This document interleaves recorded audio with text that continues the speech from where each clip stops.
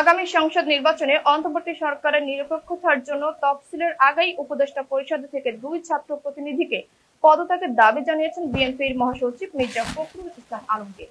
এ সময় তিনি বলেছেন, 2 উপদেষ্টার ব্যাপারে তারা আগেই বলেছে তারা উপদেষ্টা পরিষদে থাকতে পারবেন না। ডক্টর ইউনূসের উচিত নির্বাচন নিরপেক্ষ করতে তাদের চলে যেতে বলা, তা না হলে প্রশ্ন উঠবেই। এদিকে ফেব্রুয়ারির প্রথমার্ধে নির্বাচনী রোডম্যাপ ঘোষণার পর অনিশ্চয়তা কেটে গেলেও নানা মাধ্যমে মতপার্থক্য বাড়ছে ভোট নিয়ে সংশয়। ফ্যাসিবাদ বিরোধী শক্তিগুলোর বিপরীতমুখী অবস্থানে একদিকে সংকটের মুখে জাতীয় ঐক্য, অন্যদিকে কার্যক্রম নিষিদ্ধ থাকা আওয়ামী লীগের গুপ্ত তৎপর পরিস্থিতি অস্থিতিশীল হওয়ার সংখ্যা দেখছেন রাজনীতিবিদরা। তবে ভারতে বসে আওয়ামী লীগের নির্বাচন বানচালের ষড়যন্ত্রের বিষয়ে ক্ষোভ ঝাড়েন বিএনপি মহাসচিব। তিনি বলেন, জন্মের পর থেকেই আওয়ামী লীগ সন্ত্রাসী কার্যকলাপ করে এসেছে। শেখ হাসিনার পক্ষে নির্বাচন বানচালের চেষ্টা অস্বাভাবিক কিছু না। শেখ হাসিনা ভারতে বসে যেসব কথাবার্তা বলছে, এগুলো আওয়ামী লীগের জন্য চরম ক্ষতিকর হচ্ছে বলেও উল্লেখ করেন এই নেতা।